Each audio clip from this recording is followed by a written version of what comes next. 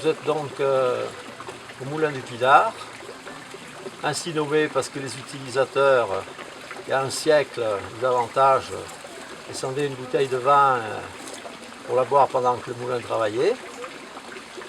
Ça a duré jusque vers 1965 ou 70, quand il y a eu les paysans à l'ancienne qui travaillaient de cette manière-là.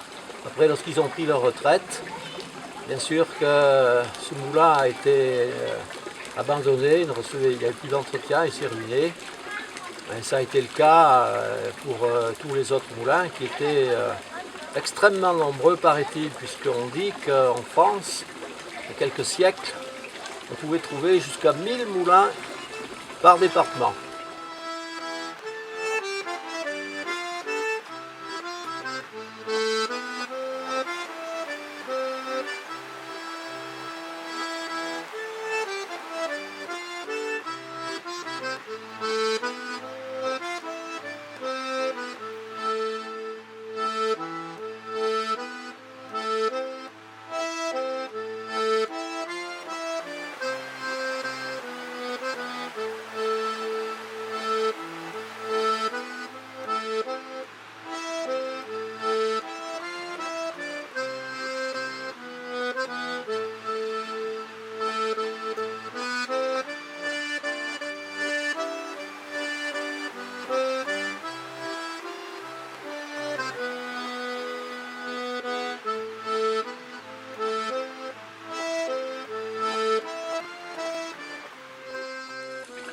Alors moi, c'est cet esprit-là qui m'a animé. Je considère que c'est un petit patrimoine, donc ça mérite bien le respect par rapport aux gens qui avaient pris la peine d'installer tout ça parce que c'était vital pour eux. Donc j'ai racheté la ruine puisqu'elle ne nous appartenait pas. Et ça fait 17 ans que je réhabilite le moulin et que d'ailleurs je paysage et j'enrichis le site.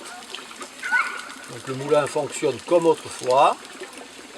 C'est agréable pour les jeunes générations, là, comme vous pouvez voir. Tout à l'heure, il y avait des enfants, évidemment. Maintenant, les enfants ne savent plus ce que c'était et ils sont heureux et je suis heureux de leur faire découvrir, quoi. Donc le moulin peut moudre. Bien sûr que plus personne n'a besoin du type de farine qu'on utilisait. C'était la farine produite pour les animaux. Il n'y avait pas le glutage, il n'y avait pas la séparation entre le sang et la farine. Alors, et donc je le fais tourner à vide. Alors par contre j'ai fait on pourrait dire des entorses, enfin ce sont des enrichissements, des embellissements. Comme je ne produis pas de farine, j'ai installé un alternateur, donc ça permet, faute de produire de la farine, d'obtenir un peu d'électricité pour éclairer. Puis alors, tout autour du moulin aussi, comme ce que vous voyez là, là aussi ça procédait d'un ancien moulin, c'était il faut dire un moteur hydraulique, quoi, une grosse hélice à eau, qui sur un affluent du Lignon, l'Oz, au-delà du Saint-Jean, a fait tourner au siècle dernier un moulinage.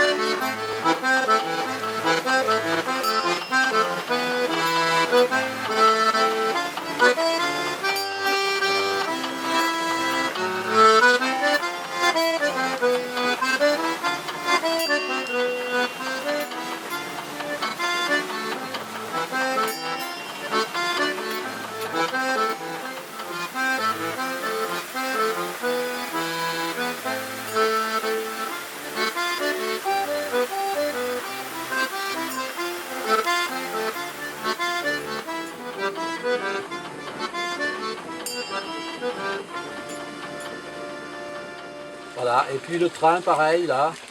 Donc ce train, la Galoche, petit train secondaire qui a fonctionné entre 1890 et 1952, qui a rendu de grands services, au temps où on pouvait se rendre au puits qu'à cheval, si on en avait un, et à pied, c'est comme beaucoup, parce qu'ils n'étaient pas bien riches. Et alors après, en quelques heures, on pouvait rejoindre la voûte et avec le réseau existant du PLM, être rapidement au puits. Donc ce train-là, pour plus précisément, a fonctionné, donc je vous dis 60 ans, et ça a dramatiquement marqué la région parce qu'il a déraillé 1 kilomètre là où est installée la carrière actuellement, fin 1944, et c'était une grosse catastrophe parce qu'il a fait 12 morts et 60 blessés. Alors j'y ai été sensibilisé parce qu'en fait il a déraillé sous les yeux de ma mère. Ma mère était encore jeune fille, et elle attendrait le train à la petite halte qui existe toujours, au village de la Varenne, là. Elle voulait aller faire ses courses à Rosières et remonter au train du soir, et en fait de course, elle a vu passer le bolide emballé devant elle, qui laissait tomber à droite et à gauche des fruits de l'Ardèche qui étaient stockés sur le premier wagon. Et puis encore 800 mètres et le train a déraillé. Et c'était en fait la conséquence d'une, on peut dire, d'une double imprudence. Puisqu'au départ du train, on avait entassé dans ce train 400 personnes, ce qui était beaucoup trop. Alors on avait été contraint de les entasser là-dedans, parce qu'en fait on était encore pendant la guerre, et évidemment la vie n'était pas drôle en ville où on manquait de nourriture, et les gens venaient, on appelait ces gens les réveilletailleurs, venaient à la campagne pour remplir des sacs et des valises de nourriture auprès des paysans, acheter le beurre, les œufs, les saucissons et autres. Voilà. Alors ils montaient par les grands réseaux, donc ils étaient montés par la grande ligne du PLN, qui part de Saint-Étienne, elle est désaffectée maintenant, ça part de Saint-Étienne, ça passe à Dulière, Bourg-Argental, et ça allait jusqu'en Ardèche à Annonay. Donc les gens étaient montés par ce train. Et pendant qu'ils remplissaient les valises, qu'ils négociaient leurs achats, une organisation armée, je ne sais pas si c'est la milice ou les résistants, ont fait sauter un viaduc derrière leur train, ce qui fait que ces gens n'ont pas pu rentrer le soir par l'itinéraire par lequel ils étaient venus. Alors on les a mis justement dans la Galoche, le transversal, qui va rejoindre les grandes lignes à la Vaude-sur-Loire. Alors première imprudence, comme je vous disais, on a mis dans un petit train tous les passagers d'un grand train. C'était beaucoup trop, il y avait 400 personnes, ça générait déjà 20 tonnes de surcharge. Alors comme quand même c'est du ferroviaire, qu'on n'est pas à la tonne près, 20 tonnes de surcharge, ça aurait passé, si. Parce qu'on a été à Yssingeaux, on avait commis la deuxième imprudence, alors la plus grave est celle qui a été déterminante, c'est-à-dire qu'après avoir ouvert le train pour intégrer un petit wagon, on est reparti en oubliant de brancher le tuyau de freinage. Ce qui fait que sur la descente qui est au-dessus, là, et ça descend à 35 pour 1000, jusqu'à la Vaude-sur-Loire, le train s'est emballé et ne pouvait pas s'arrêter. Il y avait une procédure de sécurité, de sauvetage sur les machines à vapeur. On renverse la vapeur.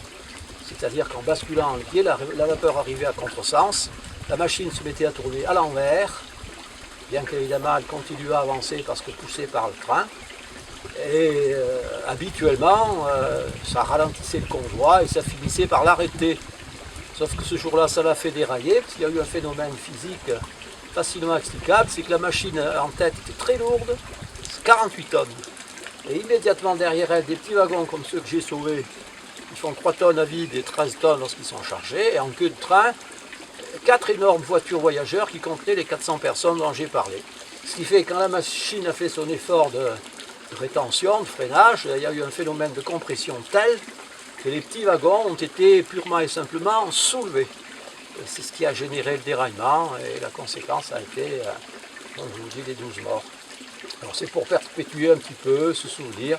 J'ai acheté auprès des voies ferrées du Velay des wagons de réforme, enfin des épaves qui avaient attendu 30 ans depuis que la ligne a été fermée et que je prends plaisir à les rénover pour que les gens puissent se faire une idée plus précise de ce qu'était la galoche. Alors voilà l'esprit dans lequel je travaille.